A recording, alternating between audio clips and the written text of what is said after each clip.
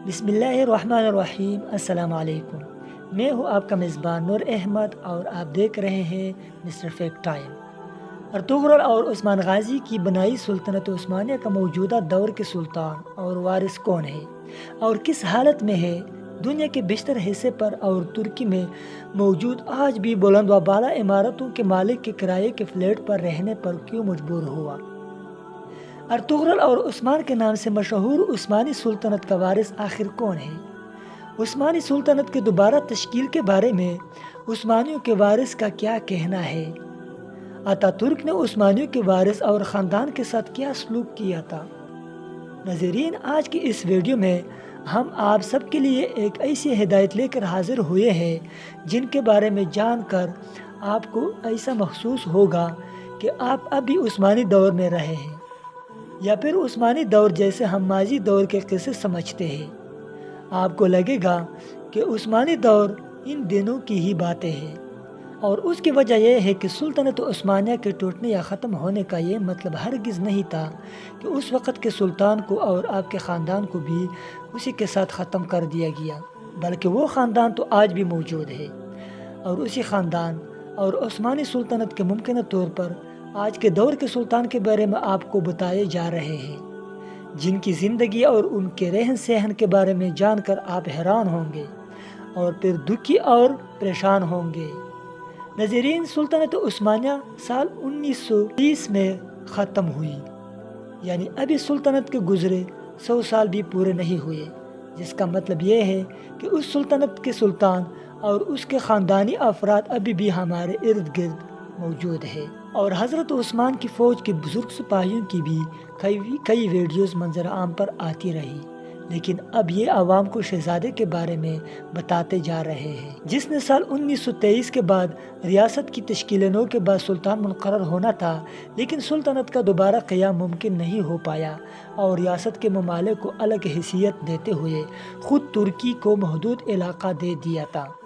اور حیران کن طور پر ہماری زندگیوں میں دکھائی جانے والی عثمانی سلطان جس کی ہم بات کر رہے ہیں، ان کا نام اپنے آباء و اجداد کے نام پر ہی ہے، جنہیں ارطغرل عثمان کے نام سے پکارا جاتا ہے، جو کہ ان کا حقیقی نام ہے۔ ارطغرل عثمان سلطنت عثمانیہ کے 45واں سربراہ اور عبدالحمید دوئم کے پوتے تھے، جو کہ سال 1876 سے سال 1909 تک سلطنت کے حکمران رہے تھے۔ اگر اس میں سلطنت عثمانیہ کا خاتمہ نہ ہوتا تو کیا اس کے اثر نو تشکیل ہوتی تو ارطغرل عثمان اس سلطنت کے نئے سلطان مقرر ہوتے، لیکن سلطان بننا تو دور کی بات رہی، بلکہ ارطغرل عثمان نے اپنی زندگی کے 64 سال امریکی شہر نیو یارک کے مین بیٹن میں 2 بیڈ روم کے ایک فلیٹ میں گزار دی، اور یہ فلیٹ بھی ان کا اپنا نہیں بلکہ کرائے کا تھا۔ ذرا سوچئے کہ دنیا پر حکومت کرنے والے اور بلند و بالا عمارت کے مالک کے کرائے کے ایک چھوٹے سے فلیٹ میں رہنے پر مجبور ہو چکا تھا۔ سال 2006 میں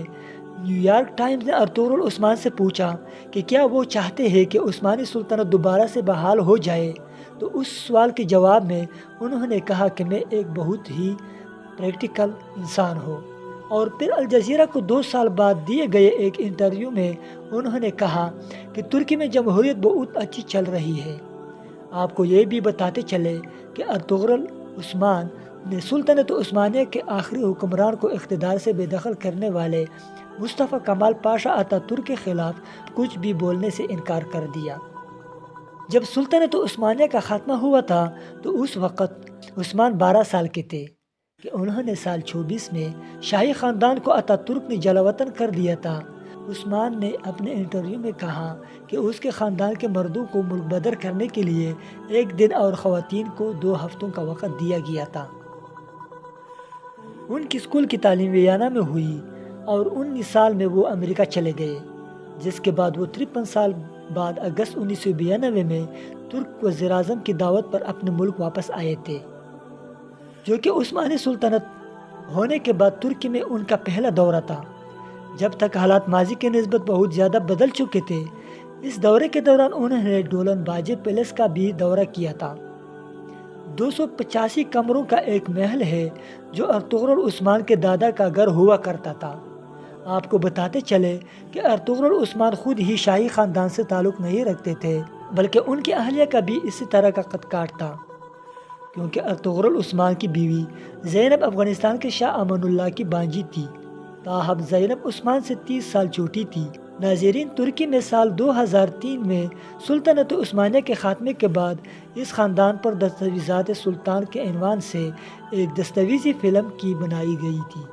اور ایسی فلم میں تاریخی حقائق کو شامل کرنے کی غرض سے ارطغرل عثمان اور ان کی اہلیہ زینب سے ملاقات بھی کی گئی۔ یہ ملاقات، جو کہ انٹرویو کی شکل اختیار کر گئی، اس دوران عثمانیوں کی بہو زینب نے بغیر کسی ہچکچاہٹ کے کہا کہ مجھے تاریخ کے ظالمانہ حقائق میں کوئی دلچسپی نہیں، مجھے کہانی کی انسانی پہلو میں زیادہ دلچسپی ہے۔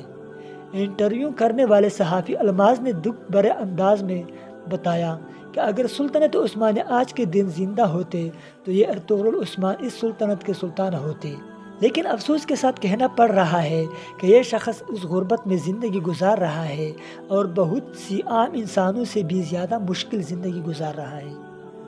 تاہم اس کے باوجود ارطغرل عثمان کے دماغ میں کوئی تلخی موجود نہیں، بلکہ ان کے ذہن میں شفقت بری ہوئی ہے۔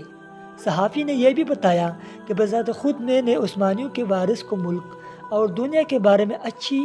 رکھنے والے اور ماضی کے غرور سے پاک انسان پایا ہے۔ برے ماضی میں اتا ترک کی وجہ سے اس کنبے کو جلا وطنی اختیار کرنا پڑی تھی، لیکن پھر بھی اس بندے نے کمال پاشا کے خلاف ایک لفظ تک نہیں کہا۔ لیکن اب موجودہ دور میں ایک بار پھر سے ترکی صدر اردگان کی قیادت کو زندہ کرنے اور ترکی کو بدلنے کی کوشش کر رہی ہے۔ اب ارطغرل عثمان کے بارے میں آپ کو مزید بتاتے چلے کہ 23 ستمبر 2009 کو ارطغرل عثمان 97 سال کی عمر میں انتقال کر گئے تھے، یعنی عثمانیہ کے خاتمے کے بعد ممکنہ طور پر یہ سلطان نے سلطنت کی باغ ڈور سنبھالی۔ سال 2009 میں وہ قریباً گمنامی کی زندگی گزارنے کے بعد اس دنیا سے رخصت ہو گئے، لیکن اس بنا پر عثمان کے جانے پر عثمانی خاندان کا خاتمہ نہیں ہو جاتا، بلکہ عثمانی خاندان کے بہت سے افراد آج بھی زندہ ہیں، لیکن عثمانی سلطنت کے خاتمے کے بعد خاندان کو متحد نہیں ہونے دیا تھا، اور ہر طرح کے ملک بدری میں بھی مردوں اور عورتوں کو الگ الگ اپنے ملک سے دور جانا پڑا، اور مختلف یورپی ممالک میں انہیں بسیرا کرنا پڑا، یعنی وہ خاندان جس نے دنیا پر راج کیا تھا، اس سے آج انہی کے گھر سے بے دخل کر دیا گیا تھا، اور وہ ان ممالک میں رہنے پر مجبور ہو گئے تھے جن ممالک کے ساتھ ماضی میں عثمانیوں کی جنگی محاذ آرائی ہوئی، اور یہ وہ خاندان تھا جس کے آگے یورپ گھٹنے ٹیکنے پر مجبور ہو گیا تھا، لیکن آخرکار سازشوں اور غداریوں کے باعث نہ صرف عثمانیوں کی تاریخی ریاست ٹوٹ گئی، بلکہ عثمانی خاندان بھی بکھر کر رہ گیا، اور انہیں ماضی کے دشمنوں کے علاقوں میں جا بسیرا کرنا پڑا۔ لیکن ناظرین، یہاں ایک حوالہ سے بہت ہی زبردست صورتحال ہم آپ کے لیے لے کر آئے ہیں، اور وہ یہ ہے کہ یہ بات تو ہم نے آپ کو واضح کر دی، عثمانی خاندان کو ماضی میں ان کے اپنے ملک اور محل سے بے دخل کر دیا گیا تھا۔ اب آپ کے خیال میں دوبارہ سے عثمانی خاندان کو اکٹھا ہو کر اپنے ملک ترکی میں واپس آنا چاہیے یا نہیں؟ چونکہ یہ تاریخ کے اس خاندان کی بات ہو رہی ہے جس پر ہم سب کی پسندیدہ سیریز ارطغرل غازی اور عثمان غازی بنائی، تو ہمیں یہ ضرور بتائے گا کہ عثمانی خاندان کو دوبارہ سے ترکی میں واپس آنا چاہیے یا نہیں۔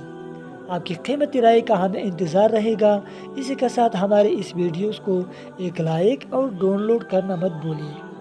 تب تک کے لیے اجازت چاہوں گا۔ اللہ حافظ۔